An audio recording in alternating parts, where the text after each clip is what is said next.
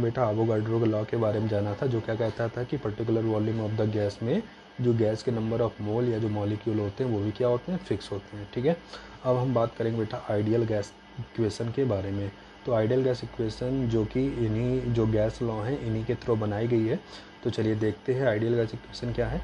देखेंगे the gas which obey all the gas law यानी Boyle's law, Charles law, Avogadro's law under all condition of pressure and temperature is called ideal gas. The equation followed by ideal gas is called ideal gas equation. तो ऐसी कोई भी gas जो pressure और temperature की सभी condition पर gaseous law यानी बॉयल्स चार्ल्स एवोगाड्रो लॉ को फॉलो करती है, ऐसी गैस को हम लोग नाम देते हैं आइडियल गैस। ठीक है, और ऐसी इक्वेशन जो आइडियल गैस द्वारा फॉलो करी जाती है, ऐसी इक्वेशन को हम लोग नाम देते हैं आइडियल गैस इक्वेशन।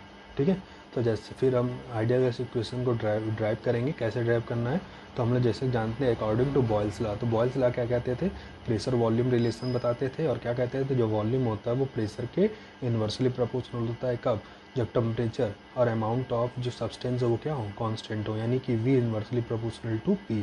इसको हमने कह दिया बेटा इक्वेशन नंबर फर्स्ट। इसी तरह से अकॉर्डिंग टू चार्ल्स लॉ, तो चार्ल्स लॉ क्या कहते हैं, वॉल्यूम और टेम्परेचर में रिलेशन बताते हैं, और कहते हैं कि जो वॉल्यूम और जो टेम्परेचर होते हैं एक दूसरे के क्या होते हैं, डायरेक्टली प्रोपोर्शनल होते हैं। ठीक है, और मगर कब, जब प्रेशर और क्वांटिटी ऑफ सब्सटेंस क्या हो, कांस्टेंट हो। फिर क्या बेटा, according to Avogadro law. Avogadro law क्या कहता है कि पर्टिकुलर टेम्परेचर और प्रेशर पर जो number of mole of substance या जो number of mole molecule of the substance जो होता है वो वॉल्यूम के डायरेक्टली प्रोपोर्शनल होता है। ठीक है, यानी V is directly proportional to N. Equation number इसको हमने क्या बोल दिया, थर्ड बोल दिया। अब हमने क्या देखा, तीनों इक्वेशन में V जो है वो P 1/P T और N के क्या है, प्रोपोर्शनल है। तो इसका मतलब अगर हम तीनों इक्वेशन को कंबाइन करें तो V इज़ प्रोपोर्शनल टू क्या आ जाएगा, NT/P। ठीक है, N देखो N है, T है, और अपॉन में क्या है, P है। तो V वो हमने क्या करा, इक्वेशन फर्स्ट सेकंड और थर्ड को कंबाइन करा, और कंबाइन करने में हमने क्या देखा कि जो V है वो प्रोपोर्शनल हो गया किसके, NT/P के। और जब प्रोपोर्शनैलिटी का सिंबल हटता है बेटा, यहाँ पर एक कांस्टेंट आता है, वो कांस्टेंट हमने क्या लिया बेटा, R को हम लोग बेटा गैस कांस्टेंट या यूनिवर्सल कांस्टेंट के नाम से जानते हैं। और इसी इक्वेशन को हम लोग कुछ इस तरह से भी लिख सकते हैं, यानी PV = nRT। ठीक है, जैसा कि आपने देखा था, यहाँ पर क्या दिख रहा है आपको, P कहाँ चला जाएगा, इसके मल्टीप्लाई में, तो क्या बन जाएगा, PV = nRT।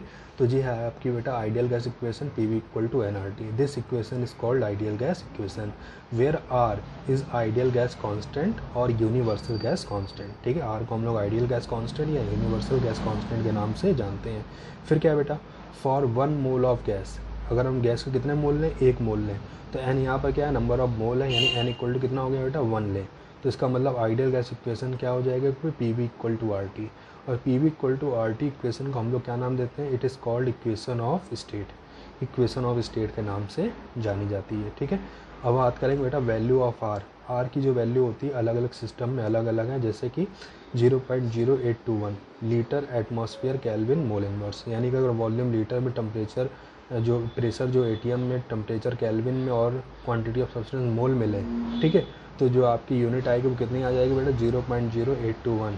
ठीक, इसी तरह से अगर हम दूसरी यूनिट में देखें तो 8.314 × 10⁷ अर्ग केल्विन इनवर्स मोल इनवर्स। इसी तरह से अगर जूल यूनिट में देखें तो 8.314 joule kelvin inverse mole inverse. ठीक है, इसी तरह से बार यूनिट में क्या हो जाएगा, 0.083 bar decimetre cube kelvin inverse mole inverse. तो R आपका यूनिवर्सल या जिसको हम लोग गैस आइडियल गैस कांस्टेंट के नाम से भी जानते हैं, और जी आपकी अलग सिस्टम पे अलग अलग यूनिट रखता है जिनका हम लोग यूज़ न्यूमेरिकल में करते हैं। ठीक है, तो ये था आपका आइडियल गैस इक्वेशन और उसमें R की वैल्यू। अब हम इसको एक अदर फॉर्म में कन्वर्ट करेंगे।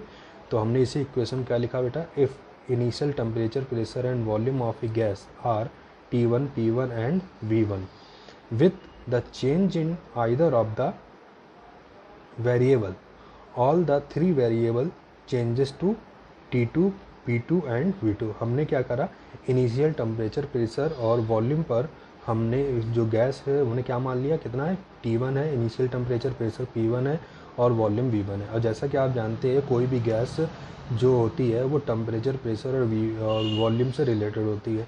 यानी कि अगर हम इनमें किसी भी एक वेरिएबल को चेंज करेंगे तो बाकी वेरिएबल भी चेंज हो जाएंगे, और बाकी वेरिएबल चेंज होकर हमने क्या कह दिया, क्या हो जाएंगे, T2 V2 और V2 हो जाएंगे। तो ऐसा होने पर जो आपकी आइडियल गैस इक्वेशन आप देख रहे हो वो क्या है आपकी PV इक्वल टू nRT।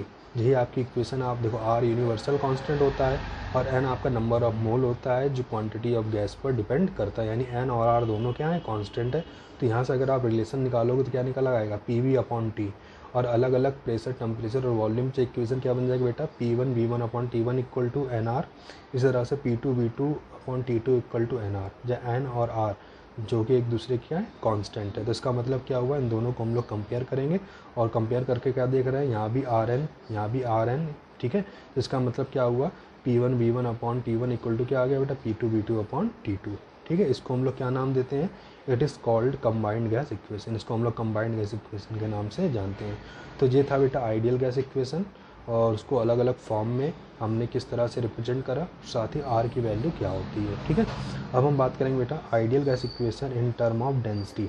अब आइडियल गैस इक्वेशन को हम लोग डेंसिटी के फॉर्म में कन्वर्ट करेंगे। तो हम लोग आइडियल गैस इक्वेशन क्या आती है बेटा PV इक्वल टू nRT, ठीक। फिर आपने क्या देखा कि number of moles equal to क्या होता है बेटा given mass upon molar mass. Given mass को हमने स्मॉल m से लिखा और मोलर मास को हमने कैपिटल M से लिखा, ठीक है। तो यहाँ पर देखो PV इक्वल टू क्या बन गया बेटा m small m upon capital M RT, ठीक है। फिर आप क्या जानते हो डेंसिटी इक्वल टू क्या होता है, क्योंकि हमें डेंसिटी के फॉर्म में लाना है। तो डेंसिटी इक्वल टू होता है बेटा मास अपॉन वॉल्यूम, ठीक है। और मास को हमने किससे लिखा है, स्मॉल m से लिखा है, और वॉल्यूम आपका V हो जाएगा, ठीक है। तो इसी इक्वेशन को देखना, हमने क्या करा, जो कैपिटल M है उसको अलग कर लिया, जो V था वो स्मॉल m के फॉर्म में लिया, ठीक है। तो P इक्वल टू क्या आ गया बेटा स्मॉल m यानी mass upon volume into 1 upon capital M यानी मोलर मास इंटू RT, ठीक है। और बताओ mass upon volume equal to क्या होता है, डेंसिटी होता है, यानी इतने की जगह हम लोग क्या लिख सकते हैं, डेंसिटी D लिख सकते हैं। तो इसी चीज़ को हम देखिए लिख लिया, तो क्या बन गया आपका P equal to D into 1 upon M यानी मॉलिकुलर मास RT, ठीक। तो अगर हम मॉलिकुलर मास यहाँ से निकालें तो M इक्वल टू क्या आ जाएगा DRT अपॉन P। चूँकि हमें डेंसिटी के फॉर्म में निकालना था तो यहाँ से हमने डेंसिटी इक्वल टू निकाल लिया। तो डेंसिटी इक्वल टू क्या आ गया बेटा D equal to MP upon RT। तो ये ideal gas equation in term of density, ठीक है। DRP डेंसिटी, M क्या है मॉलिकुलर मास है, P प्रेशर है, R गैस कांस्टेंट और T क्या है टेम्परेचर है। तो ये था बेटा ideal gas equation. Ideal gas equation को हमने अलग अलग फॉर्म में देखा, इक्वेशन ऑफ स्टेट के फॉर्म में देखा, कंबाइंड गैस इक्वेशन के फॉर्म में देखा, जहाँ पर P1 V1 upon T2 equal to P2 V2 upon T2 था, ठीक। और साथ ही हमने आइडियल गैस इक्वेशन को इन टर्म ऑफ क्या देखा, डेंसिटी, ठीक है।